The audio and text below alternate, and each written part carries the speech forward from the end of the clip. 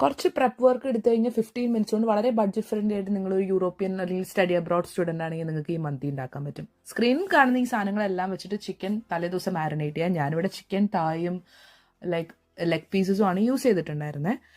അപ്പോൾ അതാണെങ്കിൽ കുറച്ച് ബഡ്ജറ്റ് ഫ്രണ്ട്ലി ആയിരിക്കും. ശേഷം ഒരു പാത്രത്തിനകത്ത് കുറച്ച് റാപ്സ് ഓയിലും കുറച്ച് ബട്ടർ ഇട്ടു. കുറച്ച് ഹോൾ സ്പൈസസ് ഉണ്ടെങ്കിൽ ഇടുക, വിച്ച് ഇസ് ഐ നോ കുറച്ച് എക്സ്പെൻസീവ് ആണ്. ഇപ്പം ഇല്ലെങ്കിൽ നമുക്ക് വേണമെങ്കിൽ സ്കിപ്പ് ചെയ്യാം. ശേഷം ഞാൻ ഈ ചിക്കൻ അതിനകത്തേക്ക് തട്ടിയിട്ട് കൊടുത്തു. കുറച്ച് ചൂടുവെള്ളം ഒഴിച്ച് ഒരു 20 മിനിറ്റ്സ് വേവിച്ചിട്ടുണ്ട്. ഇതിപ്പോൾ എൻ്റെ പീസ് ഞാൻ ഒന്ന് കട്ട് ചെയ്തിട്ടുണ്ടായിരുന്നു. അപ്പോൾ നിങ്ങൾക്ക് വേണമെന്നുണ്ടെങ്കിൽ വലിയ പീസസ് ആക്കി വെക്കാം. പക്ഷെ അപ്പോൾ നിങ്ങൾ കുറച്ച് കൂടുതൽ ടൈം കുക്ക് ചെയ്യണം. മാത്രമല്ല പറ്റിയാലൊന്ന് തിരിച്ചിടുകയും കൂടി വേണം. എന്നിട്ട് സ്കിൻ ഇതിൽ നിന്ന് പതുക്കെ വിട്ട് തുടങ്ങുന്ന ടൈം വരെയാണ് നമ്മൾ വേവിക്കേണ്ടത്.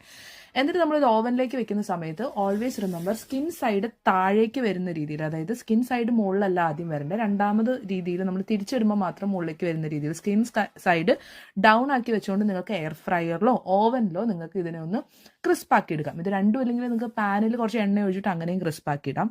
സ്ക്രീനിൽ കാണുന്നതാണ് നിങ്ങൾ ഓവൻ യൂസ് ചെയ്യുകയാണെങ്കിൽ ചെയ്യേണ്ടത്. രണ്ടാമത്തെ പ്രാവശ്യം സ്കിന്ന് സൈഡ് അപ്പ് ചെയ്തതിന് ശേഷം 200 ഡിഗ്രീസിൽ വെക്കാം. ഒരു 30 മിനിറ്റ്സ് കൊണ്ട് നിങ്ങൾക്ക് ആ പരിപാടി കഴിഞ്ഞു.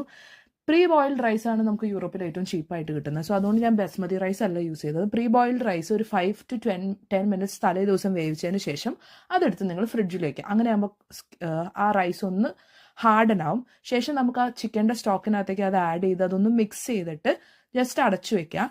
നമുക്ക് ചിക്കൻ ആയി കഴിയുമ്പോൾ എന്ത് ചെയ്യാന്ന് വെച്ച് കഴിഞ്ഞാൽ ഈ ചിക്കനും കൂടി അതിനകത്ത് കുറച്ച് അതിൻ്റെ ലിക്വിഡൊക്കെ ഉണ്ടാവും. അതെല്ലാം കൂടി നമ്മുടെ റൈസിൻ്റെ അകത്തേക്ക് വെച്ചിട്ട് 10 മിനിറ്റ്സ് ലോ ഹീറ്റിൽ വെക്കുക. അപ്പം മന്തി റെഡി.